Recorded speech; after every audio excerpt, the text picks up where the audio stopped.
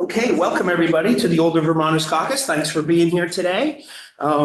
We have some great guests today. They brought some lunch. This is fantastic. So great to see a full room of people here. Thank you so much. I think we're going to start off with Commissioner Bowen. Hi. Thank you so much for being here today, and then we'll have Commissioner Hildebrandt follow up with that. So again, welcome and thanks for coming to the Older Vermonters Caucus. So hello to everybody, good to see you all, and online as well. Dan, both online and here because he's amazing and he can be. And I think you have the PowerPoint. Yep, Rebecca has it and she should be able to share her screen. Because she's also together. And if not, I'll figure it out myself. Is that working, Rebecca? On the right one. Go ahead and keep talking. Well, I mean, without a PowerPoint, it's impossible to talk. Did you know that? I'll possibly know what to say. But yes, so I am going to focus this particular talk on ageism because it is just really such a driver for, impacting challenges of, really everybody in the community. It's not just the people who are older Vermonters who are impacted really negatively, more than people might think, by that the level of ageism that's integrated into the fabric of our communities and our culture. But the last I checked, everybody's aging. Is there anyone in this room that's not aging? Right, good. So everybody gets that. But it actually impacts people when they think about their life and their growth and what's forward and ahead for them. And they're facing that with some unnecessary trepidation. So let's take a look. Are you, okay, next slide, please. Look to the left. So it's where the rats are. Oh, yeah. Where the rolls are. Okay, you can rap or roll. So next slide. Okay, so just so that we level set on what ageism is. It is the stereotyping or discrimination of a person or group of people because of their age. That's ageism. Racism, there's all sorts of isms. This one is one of the ones that is least called out and most accepted. In other words, someone makes someone makes a joke. Nope, nobody says anything, right? Oh, right, okay. It's more accepted than other isms at this point in our culture. So stereotyping is how we think, prejudice and bias is how we feel, and discrimination is how we act. And all of those are at play here. Next slide, please. Got it back. We can always go back. Like when you go back to getting younger. There we go. Ageism, okay, it is all around us, and there's different types of ageism. So top down. So systemic ageism is discrimination based across the society, and some of what I'm talking about here. And that is kind of baked into policies and practices and, feel free to take food. I didn't bring it. Dan. You can see I was entirely distracted. And then there's internalized ageism that lies within individuals. That's something that we all need to be really internally think about and be introspective about. Because like other isms, it is not always conscious, and it takes some work to identify and to prevent.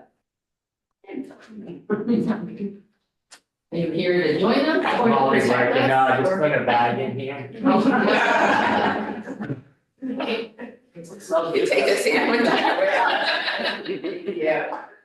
And then there's institutional ageism, which it occurs within institutions and systems of power. And because of our positions or our roles, we might be actually unconsciously supporting that as opposed to pushing back on that and thinking about how from those positions of power and influence we can make changes.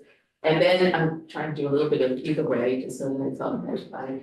Then this interpersonal ageism really occurs between people, and that's the one that's most obvious. And probably easiest to see, but all of them are at play. So let's change the slide. Very simple. It's sensitive. We'll be creative with it. So there is a difference. So for champion your health is the theme of this year's older older Americans month. So we're looking at that if, because it's the theme this year for older Americans, which is May, and this is actually sort of kicking it off, right? And we have the resolution at 1 o'clock. Hopefully everybody will come over for that. But look at the data on people who have a positive view of aging, right? They live longer. They're more likely to recover from injury or illness. They experience less depression and anxiety, fewer chronic conditions, and are more likely to have preferences met and voice heard. So including championing your health, right? But this means that they fight for agency, like agency, choice, decision making, involvement, not being excluded from decisions about themselves, where they live, their medical care, et cetera. If they have a positive view of aging. Image people have is, oh yeah, depression and anxiety is really very present. And people get sick, and when they're old, they don't get better. Right? This is really an influencer in the opposite direction. And what does it take for people to have a positive view of aging? Next slide.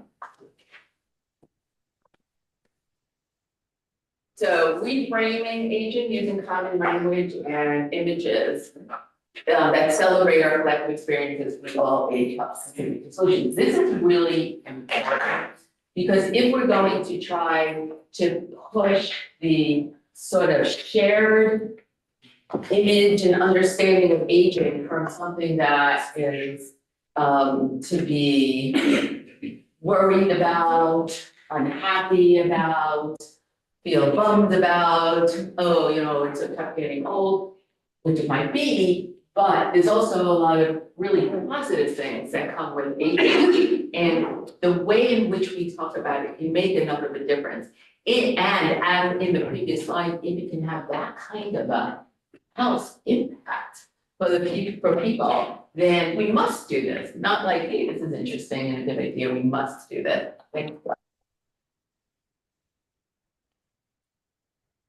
Okay, so we can do a little bit of this, right? So I'm gonna start at the bottom with the avoid these words. How often do we use terms like elderly, senior, or senior citizen? How many people have we done in the last week? Okay, I'm gonna talk to it, right? Yeah. Right, we have senior centers. You're a senior citizen. And those people, the older people, them, they, those, so. Decline, deterioration, loss, the ways in which we talk about, oh, how did it decline? They've lost the spring in their step, whatever. It does also, it's just part of our regular language when we talk about older people. And nothing can be done. The sense that, well, you're just getting older, so the fact that you have that pain in your back, that sort of thing. Fighting aging as we age, that is very commercially active, right? All of the media messaging about do this and you'll look 10 years younger, or do that and your wrinkles will disappear. And then it's the notion of the silver tsunami, which is really looking at things like the demographic, like we have here in Vermont, this aging demographic, which is the cause of every problem in this. Know that, you have to remember that. And then instead,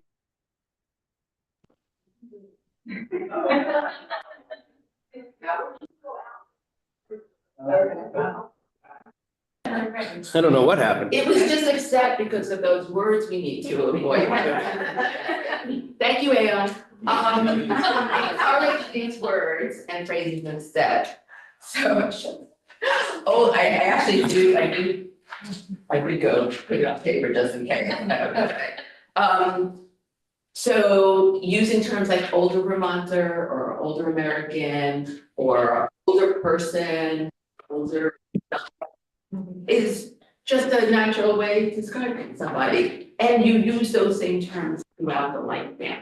A younger person, a middle-aged person. We, all of us, is an inclusive way to talk about people, right? It's not they, it's we. And I'd like to remind people that it's we and everybody is aging right now. Yes. Does this mean we don't get the senior discount? You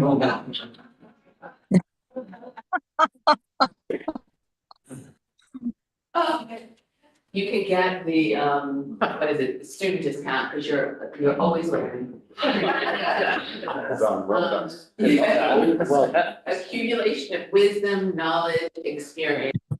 That's not really in our culture represented as much as it could be, and it is in some cultures more so, but the value of wisdom is underappreciated. And we need to talk that. Problem solving, creative, ingenuity. Older people have a tremendous amount of problem solving, ingenuity, creativity that they're using every day. And what we need is to be able to hear that, share that, celebrate that. Building momentum as we are aging. Changing demographics, those are words and phrases that will encourage people and will represent people without that level of ageism. Next slide. Words matter, they have to. There's power in them in either direction, so choose the one that is supporting older people. You Yeah, that's because you're getting old, my dear. That's what we won't do. Okay, so this is an interesting slide. This is looking at the words and how that reflects the term. So it's a study that was done to look at how people perceive, what they perceive about a person if you use these different terms. So on the competence scale, if you use the word elder, there's a perception immediately that, oh, that's not the person with competent, like they're not that well. If you use the word older adult, it actually comes up with a very different picture in people's heads, what that means. And then you see the range. So elder would be a sense of that person is least competent. Senior citizen, a little bit better than elder, but still not so competent, where older adult or older person, the perception is that they are competent and capable. And then oldest to youngest based on what number? And so if you say an older adult, there's some sense that you think they're about 54. They're referenced, right? If you say 69, then it's like they're the oldest, right?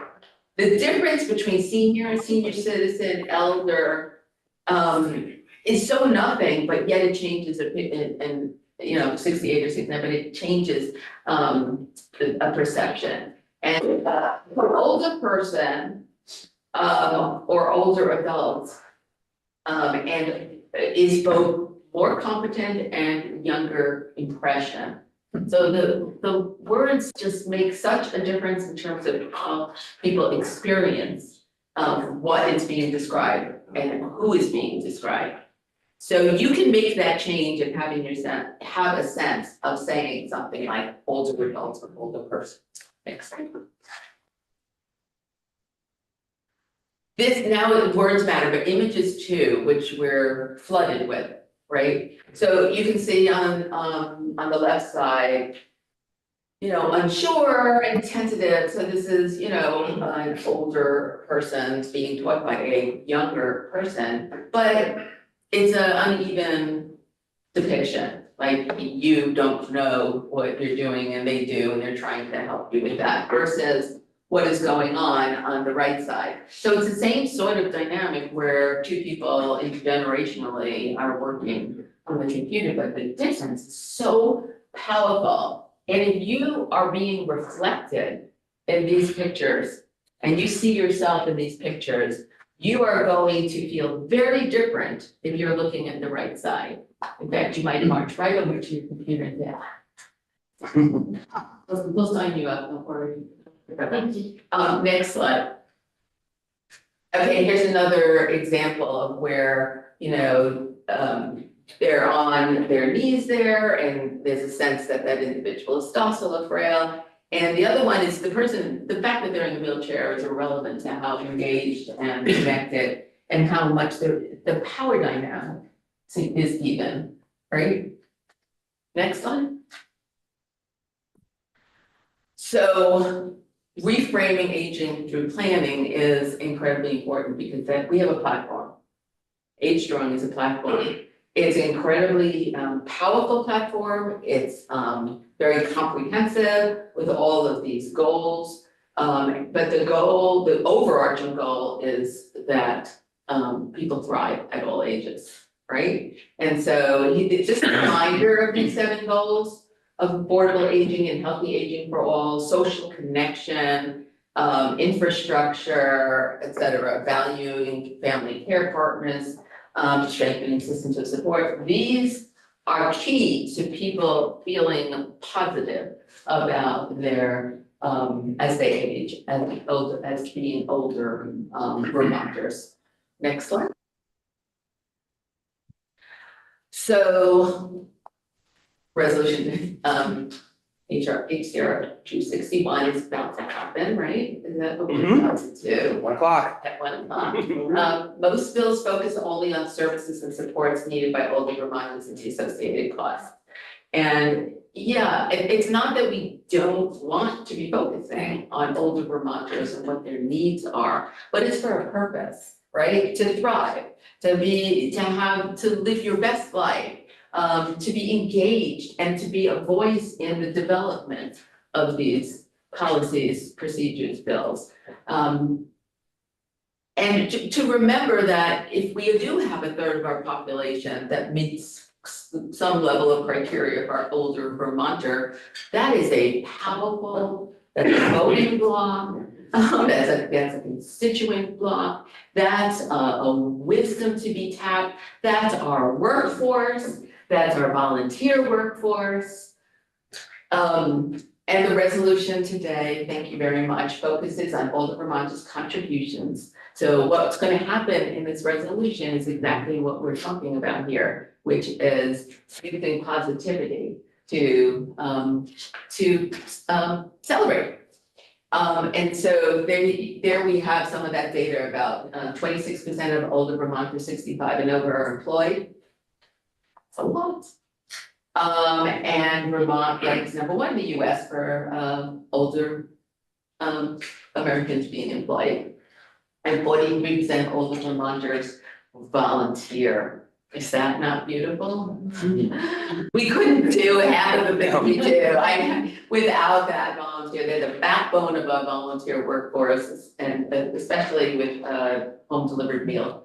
And this helps elevate the positive view. So thank you for that. The positive view through this multi-sector approach for aging, which is Age Strong, and also for the resolution that is celebrating it. So what can you do? So, be aware, be as conscious as you can, share that, identify and challenge whenever there's this implicit bias. Do that at every opportunity that you have. Reframing, it takes ongoing intentional effort. This is not something that will just happen. We all need to work on it. Don't beat yourself up if you go, oh, I should have done that, or I did it wrong. It's okay. It's the idea of trying to move a culture in a different direction. choose one talking point you use regularly in your work and reframe it. So that's the intentional work. What do I usually say? If I say that differently, let's try it, let's practice that. And keep watching for opportunities to change narrative in legislative forums and beyond. So basically,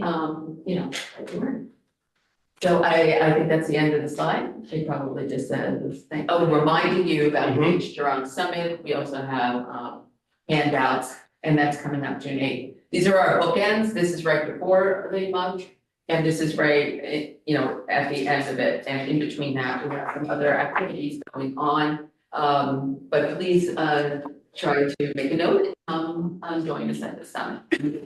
And I hope we're not still here. It's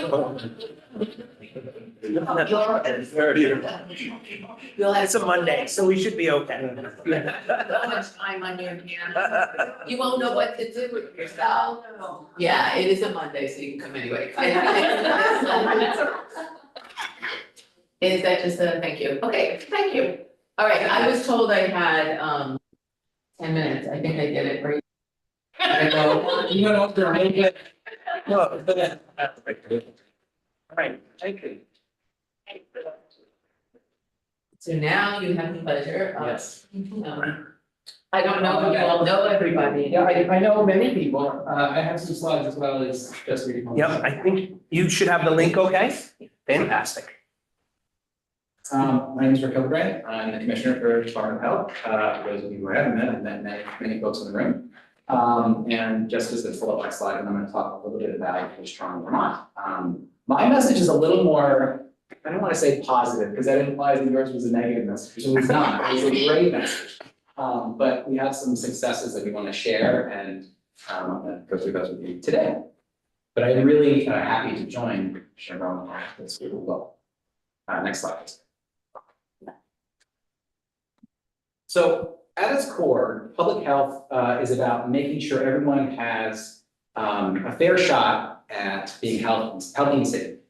What that looks like day to day is using data to guide decisions, supporting our local partners, and to help prevent things like chronic illnesses and injury.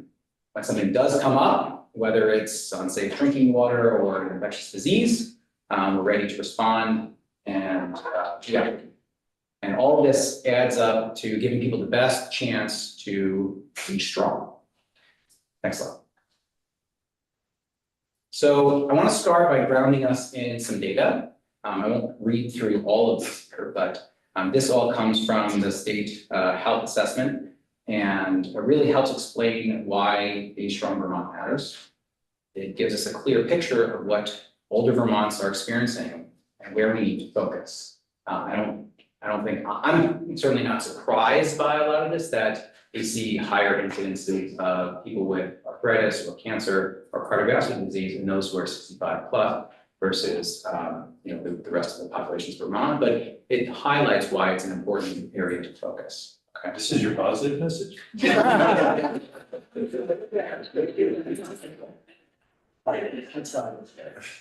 It's all up. So I'm really proud of the Age Strong Vermont plan. It launched in February 24, and it's our first long-term statewide plan for focused on aging. It builds on good work that's already happening and adds some new strategies. It lines up directly with our mission at the Department of Health, and which is supporting the physical, mental, and social well-being of Vermonters. We're fortunate to be doing this work alongside Dale and Commissioner Bowen, and many of you in this room. Next slide.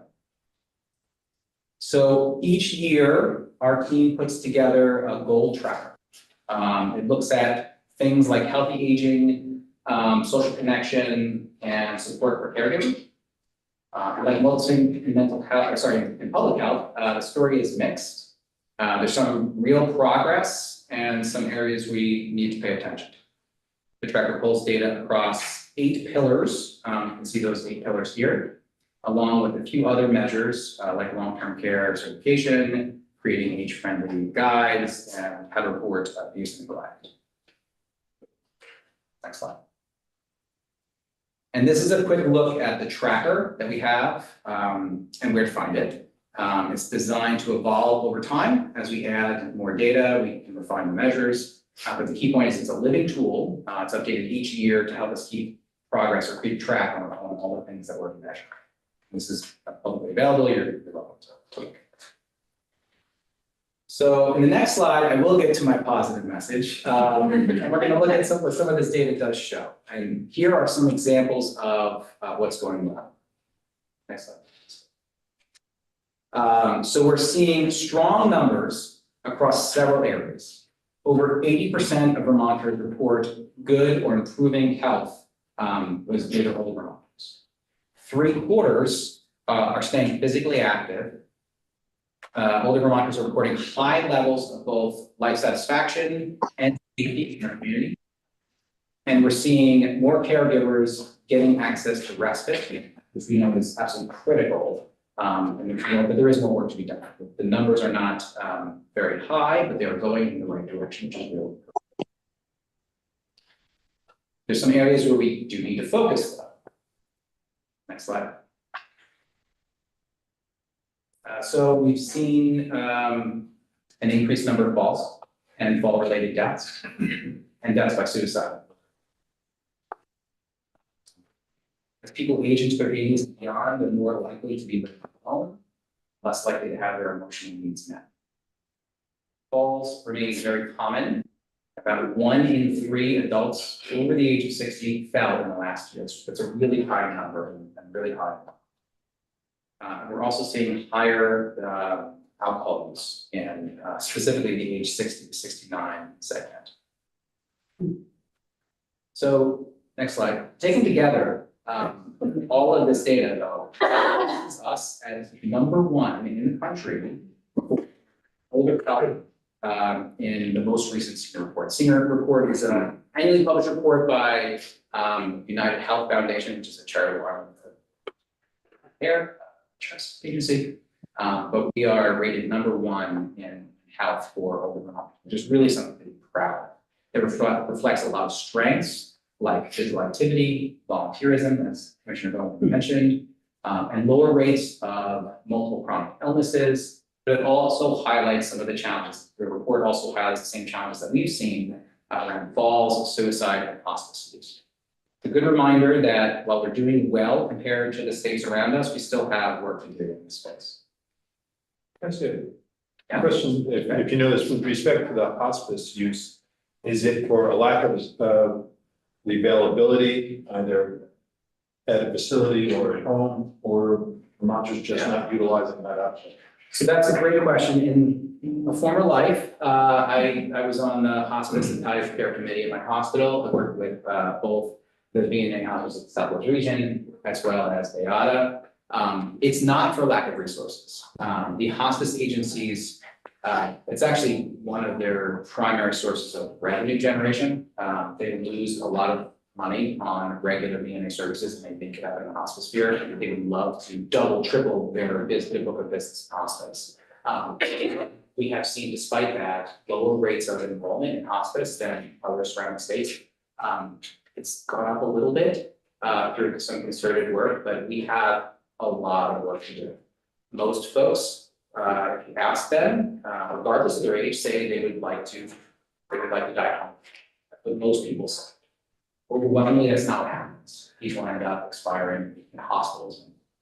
And that's a complex problem. There's a lot of reasons for that. But my experience with working with hospice agencies has been profoundly positive. People have a wonderful experience with their hospice agencies, and they get the end of their life the way they would like to have it occur. We've got some work to do.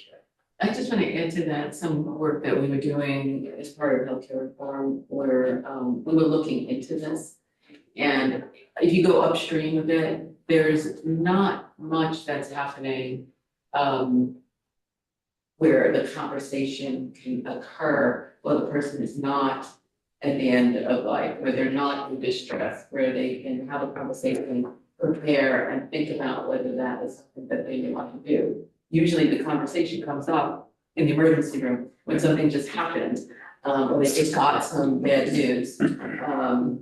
And so they don't get to really participate and think about that. So some of it is also educating at the primary care level or other levels along the way. So it becomes a natural part of the conversation for people's plans and. Right, and in primary care specifically, just the number one place where this really should happen, because these are people who have long-term relationships with individuals. They don't have the time to have an hour-long conversation. Instead of people like this, I don't have an hour-long oftentimes to have much of the conversation. I have a palliative care team that comes with me. I come in and I talk with people for a while, and then I pass it off to my palliative care team to spend the next hour talking through a lot of the details of what they want with their health and their care at the end of their life, but Commissioner Bowen has But some also are not comfortable with the Oh, yeah. conversation, Oh, yeah. right? They need to be like sort of trained and all that. big time.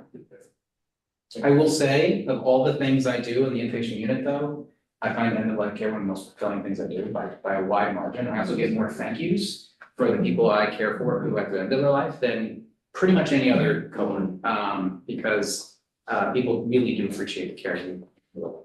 A little bit of a side fact. No, it's really. Last slide. So I'll close with just 3 points. First, and most importantly, I just want to say thank you. This is a huge network of partners that is behind this work, from local programs to statewide organizations to all of you here.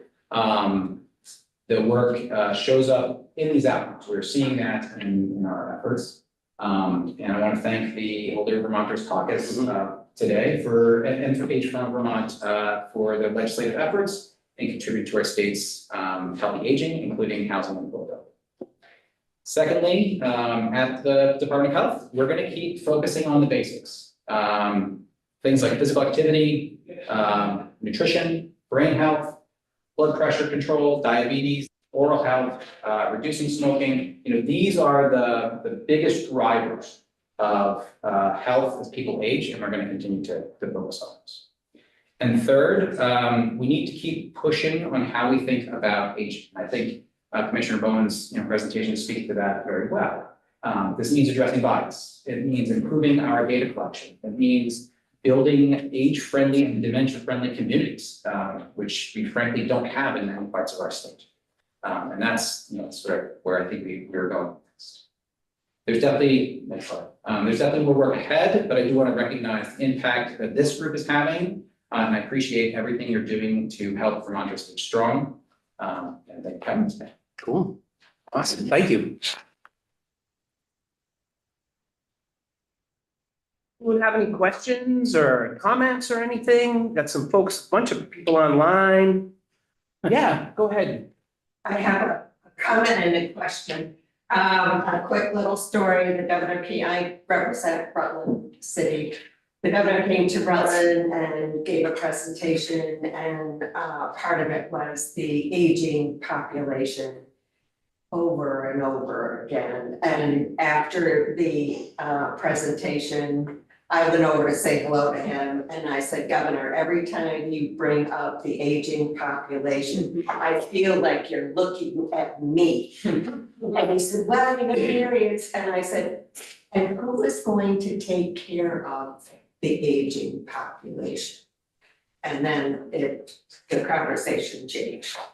But in Rutland, we have a place called Vermont Achievement Center. We have a heated pool that is open to the public. And I joined a group of people who we call ourselves the Mermaids. And it was wonderful. It was like 3 days a week. And it was full, and it was more than just doing the exercises in the pool, because I know the first time I went, they said, Mary, we're going for coffee, would you like to come? And I was like, sure. Once a month we meet and we have a luncheon, and we invite people that used to go that can't go anymore. There are a number of women and men that come with crutches and wheelchairs, and you can park right there and walk right in and get to the pool. That pool has closed a couple of times. One, they didn't have a lifeguard, or, you know, just a number of reasons. I sent them information about applying for a grant. And I was told it wasn't about the money, but it is about the money. And so now they had some issues with the pool, and so now the pool is completely gone. In order for some of the participants to get to a pool, a heated pool, they have to either go to Castleton, which the parking is not accessible easily, or you have to go to Pico, go up the mountain to Pico. So it's really sad, and I hear from so many people saying, could you please do something? I did get it open, one time, and one of the participants, her daughter came over to me and said, thank you so much for what you did to get this pool open. You have no idea how much my mother missed it. So, you know, if I'm gonna still pursue trying to find someplace closer. It's not just a dip in the water, it's a. That's right. Yeah. Oh, yeah. It's a. Oh, we did field trips. We went on field trips, and it was just, we still are a group together, we're getting together in a couple of weeks for lunch. So Yeah. I just wish that if you have any ideas of how I could get a pool. Going for seniors and Older. Vermont. Yeah, there's definitely that companionships that's associated with all of the wellness classes we have in Vermont, whether at senior centers or at pools with like an arthritis foundation, aquasides program. You know, really bringing people together, not only for the exercise and the wellness, but the companionship is really big. Right, and it's called a therapy pool, so medical people, you know, as part of their prescriptions, say this is what you need. We have a great place in Rutland, it's called the Dodnick Senior Center. And they have more activities, they have exercise classes, they have trips, they have movie, I mean, they have so many things. And it's nice, those senior centers are mirrored throughout Vermont that provide these services and definitely It's wellness amazing for their Yeah, community, sure. so. And I see online, Brett. Good morning, good afternoon. I think I have a comment and I'd be curious about responses to this. I think it's interesting to ask why people use these ageism terms, and certainly unconscious bias is a part of that, but there's also considerable active bias. I just became aware of a forthcoming book by a guy named Samuel Moyen, professor of law and history at Yale. The title of his book is Gerontocracy in America, How the Old Are Hoarding Power and Wealth and What to Do About It. He had a synopsis of his book in the New York Times opinion section on Sunday. While he makes some interesting points, others are kind of disturbing, and he fails to recognize the important contributions by older Americans. That said, I think that there is really widespread jealousy and anger among younger Americans that older Americans have it far better than they ever will. Actually, we feel this tension even among our own children. So we need to educate people to think differently about how they refer to older Americans, but we need to do far more, including fixing housing, healthcare, childcare, to better integrate younger and older Americans and eliminate this active bias. Responses? Yeah, of course. And I saw Aaron light right up on that one. I do want to say, go to the library and pick another book, maybe, I don't know.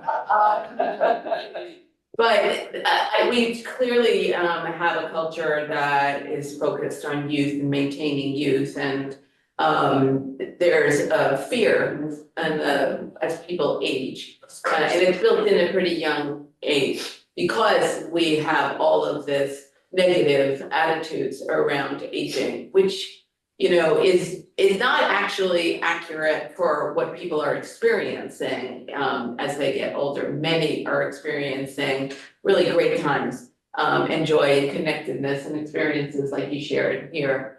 But people are driven by fear. They don't want to see themselves in that way, right? So when they see that there's older people, it gets them scared. And I think fear is a part of what is driving tension. The idea of it's so difficult for youth or younger folks to be living here and not seeing that there is a housing opportunity for them or a chance for them to get on a path. We see that in Vermont, it is hard for young couples and young families to be able to afford a lifestyle that they know that the other generations were able to afford. And that creates a tension too. So all of that simmers, it simmers and it comes out in a way, ageism and there's a certain anger that is a piece of that, right? I mean, people are like, they don't want to have to see or think or expect to have to be in that position, and they're living more in a situation where you think about things like climate control or and they also don't have the perspective. The multi-generational, intergenerational work really breaks that down. It's incredibly effective. And some of our efforts to have older Vermonters and younger folks, including starting young, like with children's, there's a daycare and the senior center that's being built, right? It is so effective that we need to really keep pushing. That's why when we think about housing, we should be thinking about it as multi-generational, like not like separate. For those should have choice about where they want to live, but the idea of being part of a multi-generational community, living, experiencing the community together, we can do more to actually intentionally develop that because it breaks down what you're talking about in a really effective way. So I was just going to say that it sounds like that book is just another example of kind of divisiveness amongst all groups, like for older people, there's a fear of younger people, and people make money out of dividing people. They don't make money out of uniting people. Excellent. So it's it's just we're not gonna win that battle except one person at a time. I'm Erin, by the way, and I'm the executive director of Generations Vermont, the center that's doing intergenerational care. So I get that. But centers like this it's like one brick at a time. And people can say what they want, but we can demonstrate what's possible. Yeah, this is a really great discussion here today. It's great to have everyone here. One of the things I just want to go back to, as Mary was saying, and we're Dr. Hilbrand in your slides, talking about the falls prevention and some of the work that we need to work on here in Vermont. And, I look at not only substance use as a contributing factor, but our snow and ice. And I just always wonder, because of people's, taking these wellness classes, exercise classes, I'd be willing to bet that we have a lot less people recover, like they fall and, they have that ability to bounce a little bit because they've been going to bone builders or wherever. And I always try to think of that as, how do we make sure people have access to these programs in their communities where they're accessible? And then, there's all these other little things that can get hooked onto it. Like I read this whole report about being able to give people Yaks tracks that are put on their feet that are taking, and I'm always telling my dad, I'm like, and he's really good at it. Gets his yak tracks on there, he goes out and walks around all the time. And of course, he'll wear them in the store, but so, I think we all just try to work together to keep those, injuries at a minimal. So, Joy. Hi. Hi, everyone. My name is Joy. I'm the Communications and Development Supervisor with the Southwestern Vermont Council on Aging out of Rutland and Bennington. And this is a fantastic conversation. Thank you for having it today. I just wanted to tag in to the sort of winter, and the falls piece of it, as well as the intergenerational piece of things. At SVCOA, we did something this year that we had not traditionally done before. Rutland, and we're right here in the city, offers Winterfest. It's a week-long event, family activities. They shut Center Street down and do sledding, and it's really kind of cool. But we never really thought that it was inclusive of older Vermonters to the extent that it probably could be. So we had some great discussions this year with Come Alive Outside, and we actually ended up being a sponsor of the event specifically for falls prevention and some yak track demonstrations, as well as sort of like an intergenerational movie night where grandparents and older folks could bring, their younger kids. It was free. It was at the Paramount. So to Erin's point, I do believe it is, actions speak louder than words. And I think that, sort of these activities, these multi-sector things, and bringing, organizations just like all of ours to that table have really been helpful. We had a nice piece written up about us in the Mountain Times by one of the Come Alive Outside supporters. So it was really just a nice sort of intergenerational piece that we were able to do this year, and we're building on it. And it's great to see all of this. Next year, Joy, to make sure this caucus gets a heads up on that. That is And I know at the at Bugby Senior Center, they had Winter Olympics. Yep. Great. Yep. So they were trying with cross-country skiing and snowshoeing. So yeah. Yeah, it was a cool thing. So thank you. Thanks. Yeah, Just thanks for being here. Thanks, Dan. Hi, everyone. Kelly Poor with AARP. I just wanted to also flag the importance of our built environment and that it is really lacking in regards to really supporting livable age-friendly communities. And Commissioner Hildebrand, in your slides, you had a number there that said 92% of older Vermonters think that their community is walkable, and I would probably disagree with that. I think it was safety if you were to walk, so not like the sidewalks are evil. Okay. Assaulting. I think that was the there, which I share your same sentiment. Okay, because infrastructure. There's so much work that needs to be done, and over the last decade, we've seen more people dying on our streets, walking and biking, and thinking about falls prevention within our built environment. And so just recognizing that so much work needs to be done.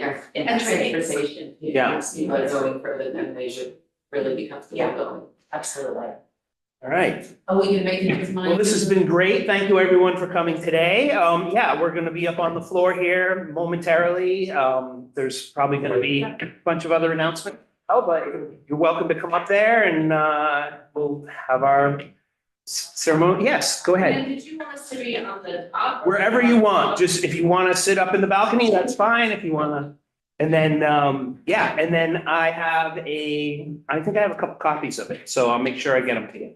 You said the balcony, you can count the number of bald spots. Okay. Wait, I'm gonna pull that out. These wonderful people, oh, that's the reason.